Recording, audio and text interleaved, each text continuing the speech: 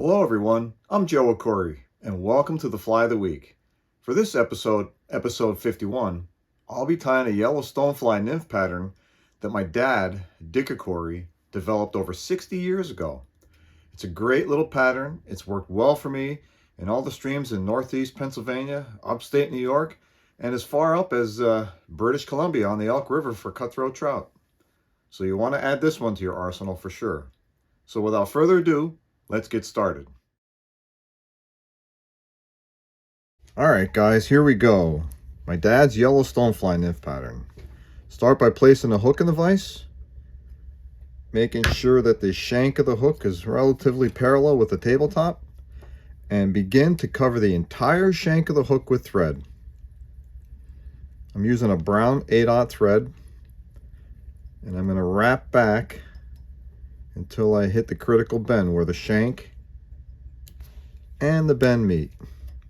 That's pretty close. Okay, so you could tie this weighted or unweighted. I'm going to tie the unweighted version. And the first material we're going to place on this hook is he used Mallard duck quill biots, which work out pretty well here. A natural color, not dyed. He always used the natural. So I'm going to just pull these out just to demonstrate for you. Again, the thicker, the closer to the bottom of the quill feather we go, the thicker the biot is. And of course, the higher you go up, the smaller and thinner they are, as you can see. So this is a size 10 hook, and I'm going to take two of these. I'm going to go a little bit heavier, closer to the bottom. I'm going to clip two of them off, and I'm going to oppose them. You can see there's a curve to them, a natural curve. We want the curve going out and away. And the length of the shank, the length of the tail is going to equal about half the shank, including the eye. So I'm going to put your side on first, the side facing you. I'm going to attach that to the side of the shank of the hook. Very good. And I'm going to wrap that pretty much all the way up.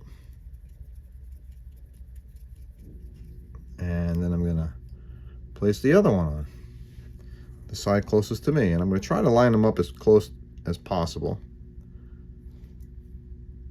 And I use my scissors. I kind of like get a gauge and seeing how the lengths are, and they look pretty close. And I'm going to attach that one on. Excellent. We're a little bit long. It's even harder to see. A piece of paper here. Get an eyeball. No, they look good. Okay. Tie that in. And there you go. There's our tails. Now, the next part is the segmentation. We're going to use yellow rod wrapping thread, A size.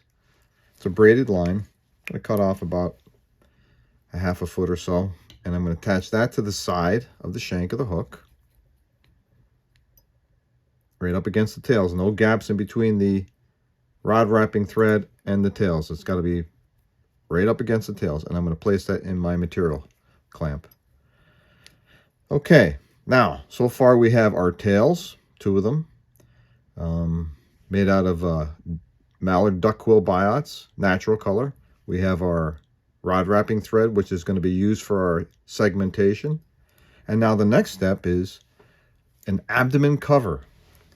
And my dad always used wild turkey tail feather, a section of that, approximately equal to about 3/4 of a gap. So I'm going to take my scissors, measure my gap of the hook. I'm going to go about 3/4 or so. Clip off that section and draw it out. So now we have our section. This is the natural end. This is the cut end that I just cut. This is the side that the turkey shows us, and this is the underside. So I'm going to tie it in so that the underside is facing up, and I'm going to tie in the natural end. And it's a very long piece, so I have a lot of room to work with here, so I'm going to kind of get it almost like you're going to lose about a third of that. I'm going to attach that directly right up against the tails, just like I did for the ribbing, the segmentation material. And I'm going to wrap that all the way up. Clip off the excess and return your thread to the section, the abdomen cover section. So now we have three materials in place here. We have our tails, our ribbing, and our abdomen case cover, which you could see is directly right up against the tails.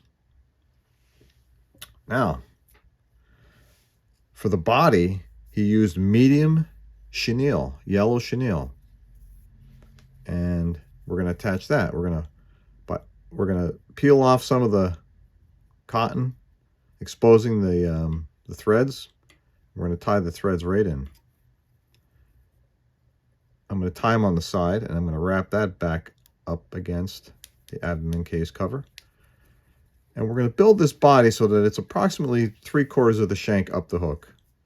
So I'm just going to carefully wrap and slightly overlap, building that nice abdomen, slightly tapered. The closer I wrap them together, you can see the taper forming. The more of a taper I'm going to achieve. Okay. One more should do it. Yep. Okay, now I'm going to tie that off.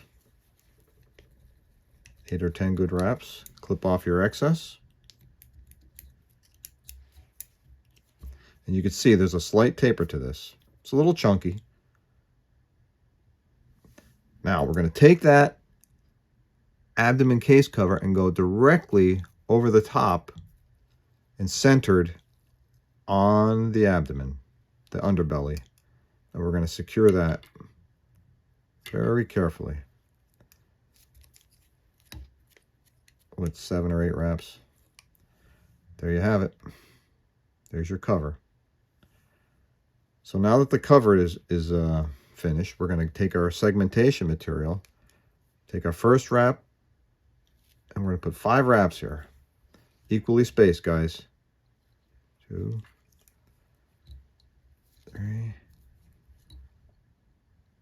4. I think we're going to be able to squeeze one more in here. Come on. 5. There we go. Tie that in with 8 or 10 wraps. And I like to go back on top to secure it, like a double secure. So there you go. There's your segmented abdomen. Looks really good. I'm going to push on these tails a little bit to give them a little more separation. There. Now, we have our tails, our abdomen cover, our segmentation. Now it's the thorax. Time for the thorax. So we have this thread we have to cover up. So we're going to double back this abdomen case cover, and now it's going to be used for the thorax. That whole piece is used for the abdomen and the thorax. So we're going to push that back, center that.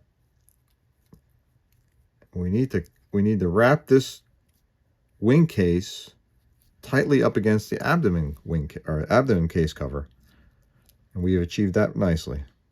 There you go. Okay, we're getting there. I'm going to go a little bit tighter. There we go. So now it's time to build the thorax. So the first step is he always placed a brown hackle. The hackle length is approximately equal to 1.5 gaps, the hackle fibers. So you want to select yourself a hackle whose fiber length is about 1.5 gaps.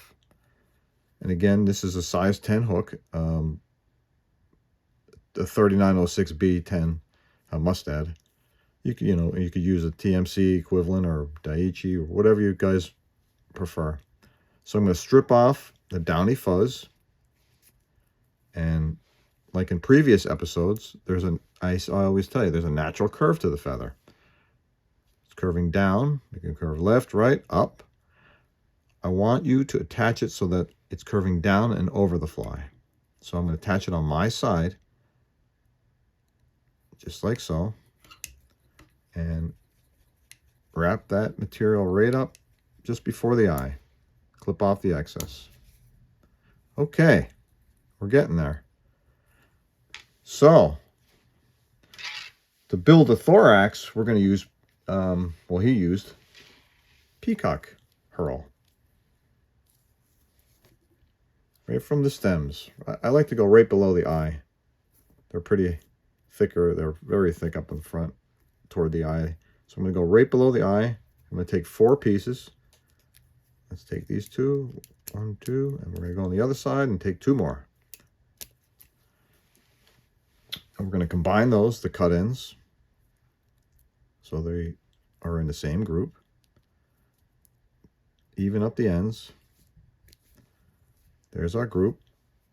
We're going to attach that to the side, right up against the abdomen.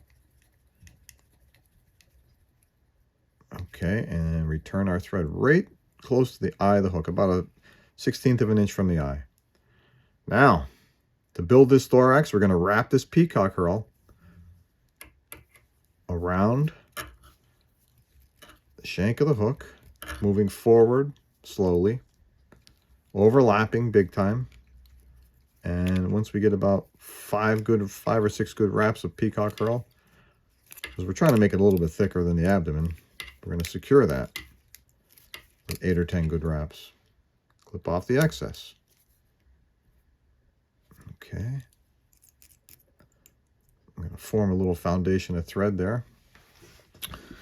So we have pretty much the abdomen is, I'm sorry, the thorax is all built. Now we're going to wrap the hackle to form the legs. So we should be able to get maybe 3 or 4 wraps here. So one up against the back of the, or the front of the abdomen, moving forward toward the eye. We're going to take half the distance, and then the third wrap, I'm going to take and wrap it right up in the front of the thorax and secure that.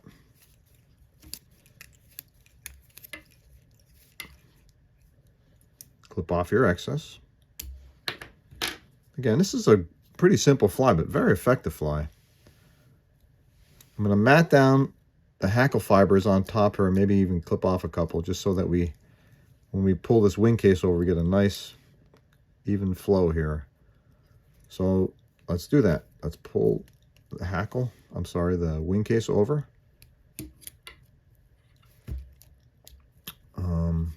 Center it on the thorax. Secure that right up against the eye. I'm going to clip not all of this off because I'm going to make a little pinchers on here. So I'm going to just jet out a couple sections here of this turkey tail feather and clip off the middle. Let me get one more in here. You could use your scissors to do that, separate them. Clip off that. Grab your fibers, your pinchers, and yeah, about an 1/8 inch long will do the job nicely. There we go. Looks good. Guys, tie or not, this fly is done.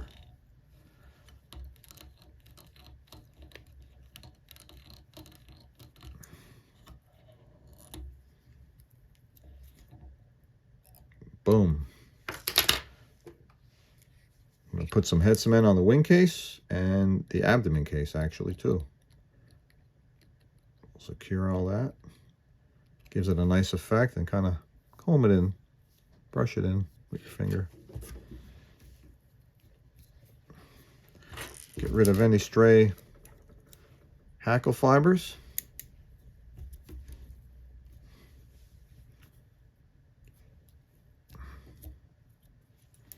There you go. My dad's Yellow Stone Fly Nymph. Great little pattern. Works great. Works wonders pretty much on every stream that I've ever fished. In the East, Midwest, West. Don't leave home without it. It's a very, very easy fly to tie, as you just saw. And yeah, bounce it off the bottom, man. Trout love it. I just want to thank you for joining me in today's episode of the Fly of the Week. And I'm looking forward to seeing you in the next. Tight lines, guys.